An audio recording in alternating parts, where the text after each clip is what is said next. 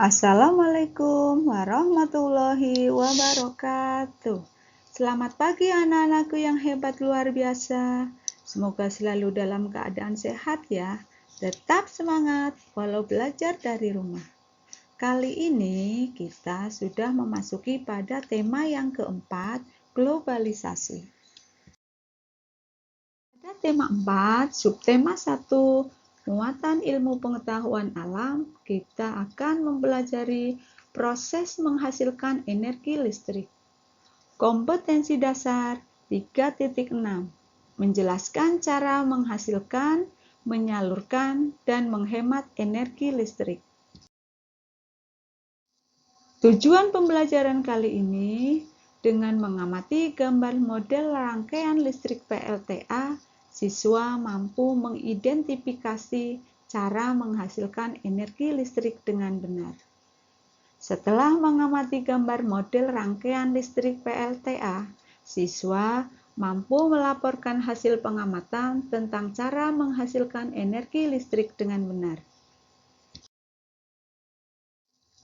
Adanya listrik mendorong manusia untuk menemukan alat-alat berteknologi canggih supaya membantu memudahkan pekerjaan manusia. Setiap hari, kita tidak pernah lepas dari segala sesuatu yang berhubungan dengan listrik. Energi listrik dihasilkan oleh sumber energi listrik.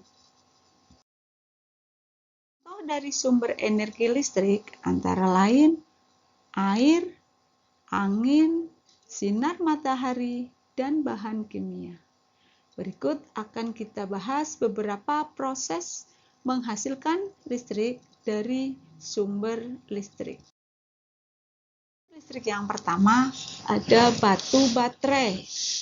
Batu baterai memiliki beberapa lapisan, di antaranya ada lapisan bagian luar yang terbuat dari seng.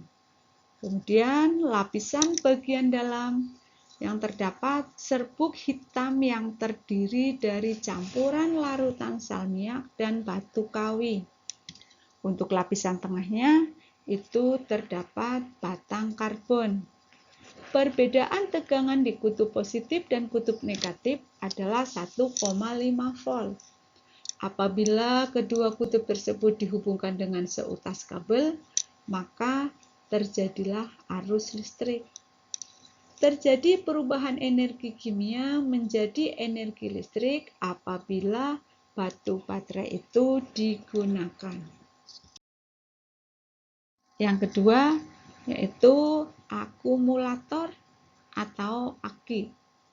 Aki biasanya digunakan untuk menyalakan mesin motor, di mana aki itu terdiri atas lempengan logam timbal dan timbal peroksida yang dicelupkan ke dalam larutan asam sulfat.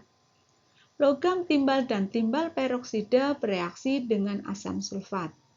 Hasil dari reaksi kimia itu, lempengan logam timbal menjadi kutub negatif, sedangkan lempengan logam peroksida menjadi kutub positif. Ada dinamo, merupakan kumparan yang ditempatkan di tengah medan magnet U. Perputaran kumparan ini yang akan menghasilkan energi listrik.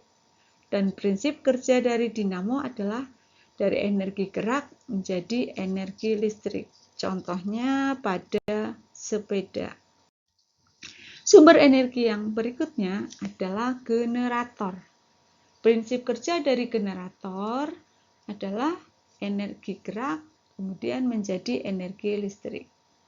Generator besar digerakkan kincir angin atau turbin tenaga air dari bendungan. Tegangan listrik yang dihasilkan oleh pembangkit listrik tenaga air adalah 10.000 sampai 20.000 volt. Pada PLTA itu ada yang dinamakan transformator atau trafo, yaitu alat listrik yang dapat menaikkan atau step up dan menurunkan tegangan listrik atau step down. Ada air, yaitu sumber energi yang bersumber dari tenaga air. Sumber energi ini sudah lama dimanfaatkan karena ramah lingkungan dan juga berlimpah. PLTA atau pembangkit listrik tenaga air merupakan salah satu contoh pemanfaatan tenaga air untuk kehidupan. Bagaimana cara kerja PLTA? Yang pertama, air dialirkan melalui pintu air yang sudah diatur untuk mendapatkan debit air yang diinginkan. Kemudian, aliran air akan melewati pipa pesat, di mana pada pipa pesat ini tekanan air meningkat. Air dari pipa pesat kemudian akan jatuh pada baling-baling turbin sehingga turbin dapat berputar. Karena turbin berputar, maka poros yang terpasang pada turbin yang terhubung dengan generator juga akan ikut berputar.